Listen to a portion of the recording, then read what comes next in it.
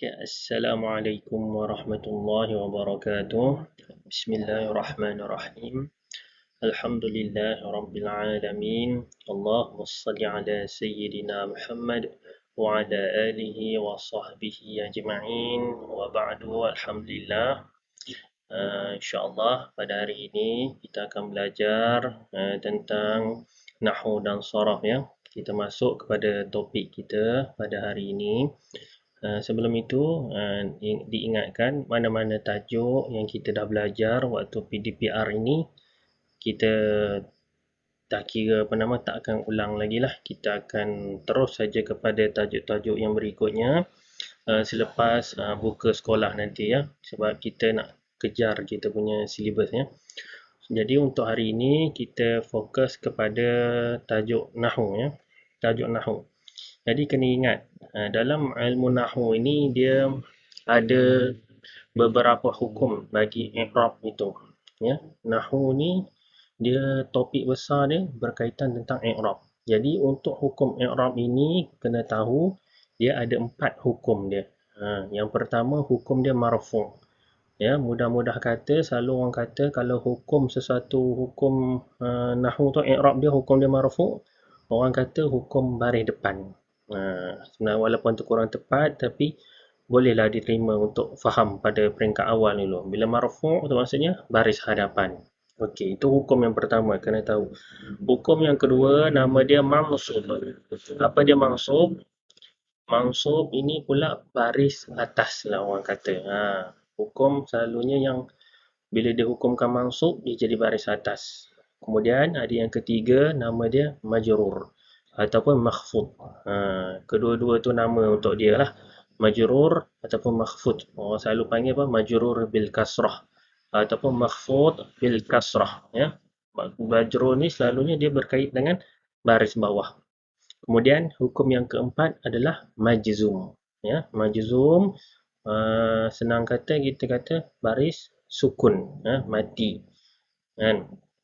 Okey, jadi bila kita tahu apa nama keempat-empat hukum i'rab ini, dia setiap hukum itu ada beberapa perkara, beberapa isim yang terletak di bawahnya mengikut hukum-hukum yang tertentu ya. Contohnya pada hukum marfu'. Hukum marfu' sini ada beberapa perkara yang duduk bawah marfu'. Bila jumpa benda ini maka hukum dia marfu' lah. Yang pertama fa'il. Jadi kalau fa'il kita tahu hukum fa'il mesti marfu'. Kemudian ada naib fa'il. Kemudian mubtada. Mubtada orang kata apa? Marfu'. Marfu' bil dhammah. Kemudian selepas mubtada ada khabar. Khabar juga hukum dia marfu'. Kemudian ada isim kana wa akhawatuha pun hukum dia marfu'. Lagi khabar inna wa akhawatuha. Kemudian at-tawabi'. At-tawabi' ini fokus kita. Apa namanya? Kita akan belajar tentang at-tawabi'. Maksudnya yang apa namanya ke enam yang sebelum ini sepatutnya kamu dah tahu ya, tentang fa'il apa dia, naib fa'il apa dia, mubtada, khabar tu semua sepatut dah tahu. Kita dah masuk kepada bab tawabi' ya. Tawabi' ini dia terbahagi kepada 4. Nanti kita tengok. Ini untuk yang hukum marfu'. Bawah hukum marfu' ini dia 7 perkara ini. Kemudian di bawah mansubat, yang bawah hukum mansub dia pula ada lebih kurang dalam 13 atau ke 14 hukum perkara yang duduk bawah hukum mansub. Yang selalu kita kenal maf'ulun bih kan. Maf'ulun bih selalu tahu. Maf'ulun bih hukum dia mesti mansub. Dia baris atas. Maf'ulun bih. Kemudian maf'ul yang lain. Maf'ul semuanya ada 5 jenis. Yang kita tahu yang biasa kita guna maf'ulun bih saja kan. Ada juga maf'ul yang lain kan. Maf'ul mutlak, maf'ulun fih, maf'ulun li ajlih, maf'ulun ma'ah. Semua jenis maf'ul ni, mafa'il ni adalah hukum dia mansub. Kemudian apa lagi yang hukum dia mansub? Munada, hal, at-tawabi'. Tawabi' ni dia special. Dia ada kepada semua hukum. Dia duduk. Dia tawabi' ni maksud apa? Tawabi' ni maksud dia mengikut. Dia ikut apa yang hukum sebelum perkara dia datang. Sebelum dia ada apa? Ada maf'ulun bih. Maf'ulun bih tu baris atas, maka tawabi' ni pun baris atas. Nanti kita ceritakan lagi. Kemudian tamyiz. ada isim inna, khabar kana, isim la nafiyah, istisna. Ini semua ada hukum dia mansub. Semua ini lebih kurang ada 13 ke 14 ni kita akan belajar satu-satu. Okey. Kemudian ada juga yang nama dia majrur ataupun nama dia makhfud tadi. Bawah majrur ni ada 3. Yang pertama dia majrur bil harfi. Majrur bil harfi ni harful jar lah. Kan? Bila jumpa sesuatu perkataan selepas huruf jar, maka hukum dia majrur lah. Kan? Zahaba Muhammad ilal madrasati. Ila tu huruf jar. Maka selepas dia apa-apa perkataan selepas huruf jar, hukum dia majrur. Jadi kita baca madrasati. Tak boleh baca madrasatu ataupun madrasata. Kemudian ada juga majrur bil idafah. Bil idafah ni apa dia? Yang mudafun ilaih. Sepatutnya dah tahulah tu. Kemudian tawabi' juga. Jadi tawabi' tadi dia ada di mana-mana hukum. Itu dia apa nama 3 yang berkaitan dengan isim ya. Daripada isim ada 3 hukum ni tadi. Marfu', mansub, majrur. Yang keempat majzum. Majzum tak ada pada isim. Majzum hanya ada pada fi'il. Okey. Okey, kemudian kita tengok, kita fokus pada kita punya tajuk at-tawabi'. Apa dimaksud at-tawabi'? At-tawabi' ini maksud dia pengikut. Dia pengikut apa? Dia pengikut hukum perkara yang datang sebelumnya. Jika datang sebelumnya itu hukum dia mansub, maka tawabi' ni hukum dia mansub. Kalau datang sebelumnya itu perkara yang hukum marfu', maka dia hukum marfu'. Begitulah seterusnya. Jadi di bawah bab tawabi' ini ada 4 tajuk. 4 perkara, 4 benda yang bawah tawabi'. Yang pertama nama dia na'at. Na'at ni sifat. Dia sifat mestilah ikut benda yang disifati itu. Jadi kalau benda yang disifati itu marfu', maka sifat pun hukum dia marfu'. Yang kedua nama dia ataf. Ataf ni lebih kurang kata penghubung. Dia nak menghubungkan dua perkara, maka kita pakai huruf ataf itu, maka hukum kedua-duanya di antara selepas dengan sebelum huruf ataf itu, dua-dua hukum mesti sama. Kemudian yang ketiga at-taukidu, taukid. Taukid ni maksudnya penguat. Dia menguatkan sesuatu ayat itu, maka dia kena ikut hukum yang sebelumnya juga. Yang keempat pula al-badal. Badal maksud dia ganti. Dia ganti kepada benda yang disebutkan sebelum ni, dia gantikan dengan benda yang baru. Okey, itu 4 pembahagian tawabi'. Kita akan masuk satu persatu ya, lebih terperinci. Okey, kita masuk kepada tajuk kita dalam kitab kita ya. Tajuk yang pertama adalah an-na'tu ataupun na'at. Buka tajuk yang pertama tu na'at. Boleh tengok kepada kitab kita ataupun boleh rujuk pada nota yang saya dah bagi tu. Boleh rujuk mana-mana yang bersesuaian ataupun boleh tengok juga kepada slide ni, lebih mudah. Okey, na'at ta'rifuhu wa anwa'uhu ya. Na'at sifat, ta'rifnya dan jenisnya. Okey, ta'rifun na'ti. Ta'rif na'at. Na'at ni apa dia? Apa maksud na'at ini? Lughatan. Dari segi bahasa, na'at bermaksud al-wasfu ya. Al-wasfu maksudnya sifat. Al-wasfu maksud dia sifat, na'at juga maksud dia sifat. Jadi kita nak sebut sesuatu perkara dalam ayat tu, kita sebut sifat orang tu. Contoh, apa nama, telah datang Muhammad yang mulia. Jadi mulia tu adalah sifat. Dalam Melayu kita panggil sifat, dalam nahwu ni kita panggil na'at. Mulia tu adalah na'at. Okey, itu dari segi bahasa. Ta'rif na'at istilahan. Dari segi istilah, apa dia na'at ini? At-tabi'ul mushtaq atau muawwal bil mushtaq al-muwaddihu fil ma'arif al-mukhassisu lahu fin nakirat. Itu ta'rif dia. Ta'rif wajib hafal ya. Dari segi istilah, na'at ini adalah tabi'ul mushtaq. Tabi' yang mushtaq. Dia satu tabi'. Tabi' ni pengikut. Dia mengikut apa hukum yang sebelumnya. Yang mushtaq. Apa dia mushtaq ni? Au muawwal bil mushtaq, atau yang diolah dari mushtaq. Mushtaq ni dia maksud dia pada satu perkataan dia boleh berpecah-pecah kepada perkataan-perkataan yang lain. Daripada apa contoh, daraba telah memukul kan, dia mustaq menjadi daribun, orang yang memukul, ataupun madrubun, yang orang yang dipukul, dan sebagainya. Yang ni kita tak payah ulas panjang ya. Cukup sekadar hafal dulu takrif dia. Nak faham lebih lanjut itu kemudiannya.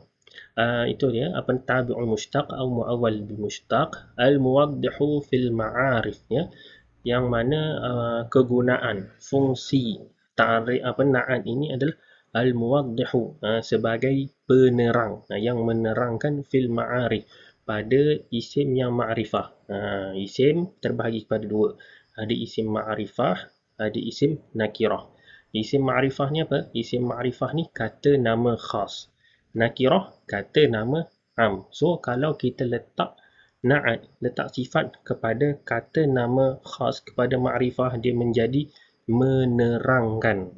Nak menerangkan apa namanya, isim yang ma'rifah tu. Tapi kalau kita letak kepada nakirat, dia jadi al-mukhassisu lahu fin nakirat. Ia sebagai al-mukhassis, sebagai yang mengkhususkan fin nakirat, pada nakirah. Nakirah ni kan kata nama am. Bila kita sebut secara am, dia termasuk merangkumi semua. Tapi bila kita letak na'at, letak sifat, kita mengkhususkan sesuatu isim itu. Itu tujuan na'at dalam istilah dia. Okey, itu ta'rif dia, lughatan dengan istilahan. Kemudian seterusnya taqsimun na'ti ya, pembahagian na'at. Na'at terbahagi kepada dua jenis. Yang pertama nama dia an-na'tul haqiqi, na'at hakiki. Na'at hakiki. Yang kedua an-na'tus sababi, na'at sababi. Na'at hakiki, na'at yang sebenar. Na'at sababi, na'at yang bersebab. Apa dia na'at hakiki, apa dia na'at sababi? Kita tengok satu-satu. Yang pertama, tengok dulu kepada na'at hakiki. Apa dia maksud na'tul haqiqi ya? Ta'rif dia ma rafa'a dhamiran mustatiran ya'udu ilal man'uti ya. Ma rafa'a dhamiran mustatiran, tiap-tiap yang menunjukkan apa namanya, dhamir mustatir. Dhamir, kena tahu dhamir kan? Dhamir apa namanya? Kata ganti. Yang apa namanya, huwa huma hum, hiya huma hunna, anta antuma antum, anti antuma antunna, ana nahnu. Itu nama dia dhamir.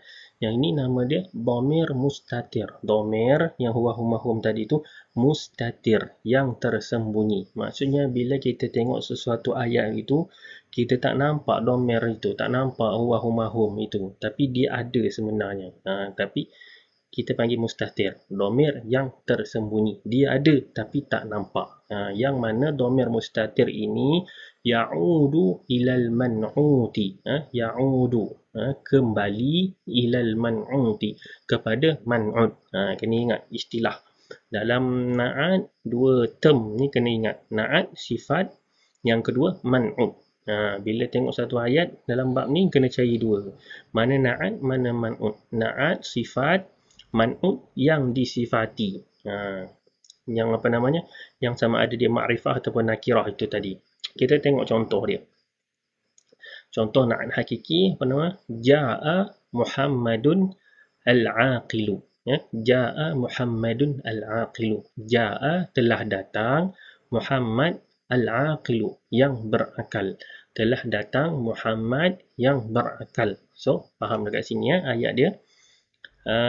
Kalau kita tengok dalam bahasa Melayu pun, telah datang Muhammad yang berakal. Kita boleh tahu yang berakal tu maksudnya sifat. Sifat kepada Muhammad. Sifat Muhammad yang berakal itu. Jadi kita tengok. Ja'a ini apa dia? Ja'a fi'il madhi. Jadi selepas fi'il mesti ada fa'il. Fa'il ini dia duduk, dia jadi man'ut. Man'ut, yang disifati. Muhammad yang berakal. Yang berakal sifat Muhammad yang disifatkan. Jadi man'ut. Jadi man'ut kita sini Muhammadun, yang mana dia duduk selepas fa'il. Selepas fa'il mesti ada fa'il. Maka hukum fa'il tadi apa? Kita dah sebut fa'il hukum dia marfu'. Jadi bila hukum dia marfu', maka na'at ini dia tawabi', yang mengikut apa hukum perkara yang sebelum dia. Jika sebelum dia itu marfu', maka Na'at pun mesti marfu'. So al-aqilu ini adalah na'at. Na'at mesti ikut man'ut.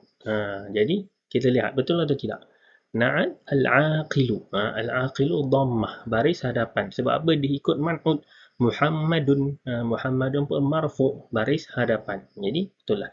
Ja'a Muhammadun al-aqilu. Kita tak boleh nak letak al-aqili ataupun al-aqila. Sebab mesti ikut yang sebelumnya. Jadi kita tengok pada ta'rif tadi, ma rafa'a dhamiran mustatiran ya'udu ila al-man'ut.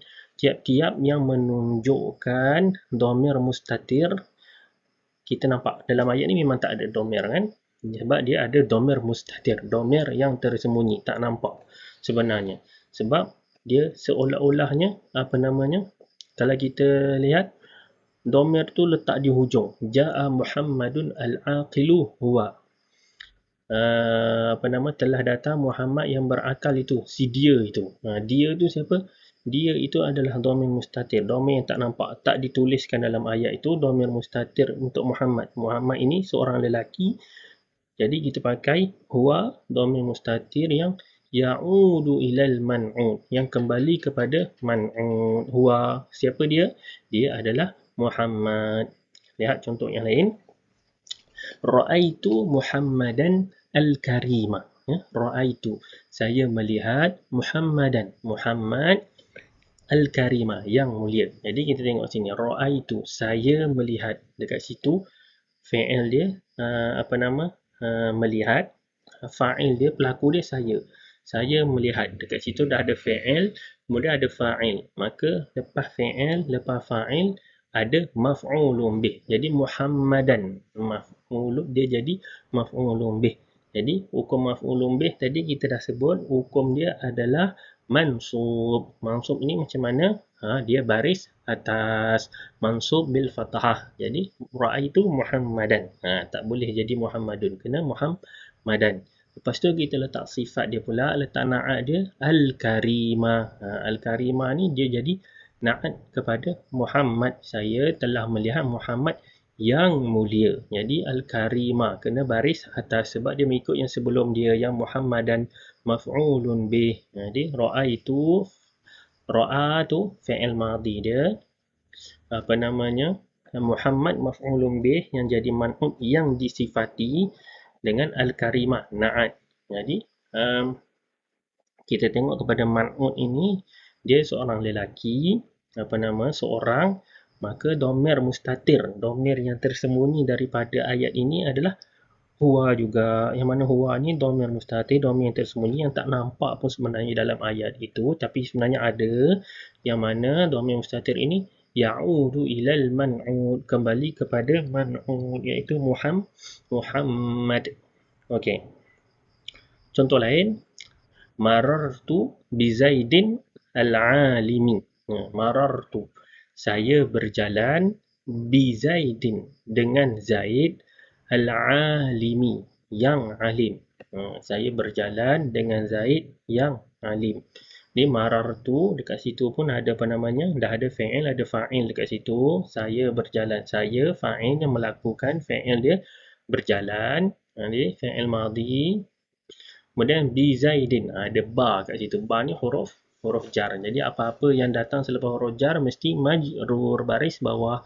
Jadi mesti bi Zaidin, tidak bi Zaidan, tidak bi Zaidun.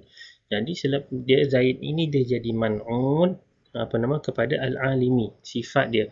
Jadi sifat mesti ikut man'ud, jadi al-alimi. Sebab Zaidin dah baris bawah. Jadi kita tengok pada man'ud ini tadi, dia seorang, kemudian dia lelaki, maka kita gunakan dhamir huwa juga. Yang mana huwa ni tak nampak dalam ayat ni, tapi sebenarnya dia ada. Yang mana huwa ni adalah dhamirun mustatir yang ya'udu ilal man'ud, kembali kepada man'ud, iaitu si Zaid. Okey. Itu dhamir, itu na'at hakiki. Mudah saja. Ayat dia lebih mudah, dia lebih direct, terus langsung saja ayat dia. Pembahagian yang kedua, nama dia na'at sababi. Na'at sababi adalah ma rafa'a isman zahiran muttasilan bi dhamirin ya'udu ilal man'uti. Ya, ma rafa'a, apa yang menunjukkan isman zahiran, isim zahir. Isim zahir. Tadi domir mustatir. Domir yang tersembunyi itu naat hakiki. Yang ni isman zahiran. Isim yang zahir. Maksud isim yang nampak. Kita nampak isim tu. Dia bukan tersembunyi. Dia nampak. Yang mana isim yang zahir, isim yang nampak ini muttasilan, bersambung bidomirin, dengan domir. Ini domir yang nampak, bukan domir yang tak nampak. Domir muttasil kan, domir yang bersambung. Ya'udu ilal man'ud, kembali kepada man'ud. Yang mana domir yang bersambung dengan isim itu tadi, dia kembali kepada man'ud. Kita tengok contoh dia. Ja'a Muhammadun al-fadilu abuhu. Telah datang Muhammad yang baik ataupun yang mulia bapanya. Ini contoh ayat na'at sababi. Dia ada isim zahir, isim yang nampak yang bersambung dengan domir. Yang mana domir itu kembali kepada man'ud. Okay. Ja'a fi'il madhi. Selepas fi'il mesti ada fa'il. Fa'il hukum dia marfu'. Yang ni dia jadi Muhammad ni dia punya fa'il. Yang mana hukum dia jadi sebagai man'ud. Al-fadilu. Al-fadilu na'at, ya, yang mengikut hukum man'ud yang sebelum dia itu. Jadi kalau man'ud kita ini baris hadapan, maka na'at tu kena baris hadapan. Kemudian selepas daripada na'at itu ada isim zahir, isim yang nampak yang bersambung dengan domir, yang mana domir itu kembali kepada man'ud. Abuhu, isim zahir. Abu, isim zahir, isim yang nampak. Hu, domir muttasilan dengan isim zahir. Dia bersambung. Kita tak boleh pisahkan. Abuhu, dia bercantum. Kan? Yang mana domir muttasil ini ya'udu ilal man'ud, kembali kepada Muhammad, kepada man'ud. Abuhu, bapanya. Bapa siapa? Bapa Muhammad itulah. Kan? Telah datang Muhammad yang baik bapanya. Bapa kepada Muhammad itu. Okey, itu contoh na'at. Okey, kita tengok pula pada contoh yang kedua. Contoh yang kedua, hadarat at-talibatu al-karimu abuha. Ya, hadarat, telah hadir, at-talibatu, seorang pelajar, al-karimu, yang mulia, abuha, bapanya. Telah hadir seorang pelajar yang mulia, bapanya. Okey, tengok. Hadarat fi'il madhi. Tadi selepas fi'il mesti ada fa'il. Maka at-talibatu ini dia duduk pada tempat fa'il. Maka hukum dia mesti marfu'. Jadi dia jadi at-talibatu. Yang mana at-talibatu ini menjadi man'ud, yang disifati. Yang disifati. Apa sifat dia? Sifat dia al-karimu, an-na'at. Al-karimu tu na'at, yang yang mulia. Abuha ni isim zahir abu, yang mana dia muttasilan, yang bersambung dengan domir. Ya, isim zahir yang bersambung dengan domir, yang mana domir ini ha. Dia mesti ha lah, sebab dia kat sini at-talibatu. Dia untuk muannas kan. Ha untuk muannas, yang mana domir ini ya'udu ilal man'ud, kembali kepada man'ud. Al-karimu mesti hukum dia mesti marfu', sebab diikut man'ud yang juga hukum marfu'. Okey. Kemudian tengok contoh yang ketiga, na'at sababi, rabbana akhrijna min hadhil qaryati adh-dhalimi ahluha. Ini yang daripada ayat Al-Quran. Mana maksudnya rabbana, wahai Tuhan kami, akhrijna, keluarkanlah kami, min hadhil qaryati, daripada kampung ini, az-zalimi, yang zalim, ahluha, ahlinya, ahli kampung. Maksudnya orang kampung itu zalim, maka kita minta keluar daripada kampung itu. Jadi kita cari mana na'at dengan man'ud dia. Rabbana, wahai Tuhan kami, itu dia punya mula dia, mubtada dia. Akhrijna, akhrij ni fi'il fi'il madhi. Min hazihi, itu huruf jar dengan majrur, hazihil qaryati. Dia mesti hukum baris bawah, sebab ada huruf jar. Min hazihil qaryati, daripada kampung ini. Maka qaryati ini dia mesti baris bawah, sebab ada huruf jar, maka dia duduk tempat majrur, yang mana qaryati ini jadi man'ud, yang disifati, yang disifati dengan apa? Az-zalimi, yang zalim. Az-zalim ni dia punya na'at kena ikut hukum dia punya man'ut yang baris bawah. Kemudian selepas daripada na'at itu ada ismun zahirin, isim yang nampak yang bersambung dengan dhamirnya. Ahlu isim zahir, ha itu apa nama dhamir. Dhamir yang bersambung dengan isim zahir, yang mana dhamir ini kembali kepada ya'udu ilal man'ud, kepada man'ud. Man'ud kita ni qaryah, muannas. Maka dia punya dhamir ini pun mesti muannas. Jadi kita boleh senang nak bezakan antara na'at hakiki dengan sebabi ini tadi. Na'at hakiki ni dia terus saja, dia tak ada isim zahir, dan dia kalau dia dhamir mustatir, dhamir yang tak nampak kan. Kalau na'at sababi ni cara nak kesan, nak kenal dia, dia ada isim zahir yang bersambung dengan dhamir selepas na'at itu. Maka senang kita nak bezakan yang mana na'at hakiki, yang mana na'at sababi. Okey, kemudian tengok kepada hukum na'at. Apa dia hukum na'at?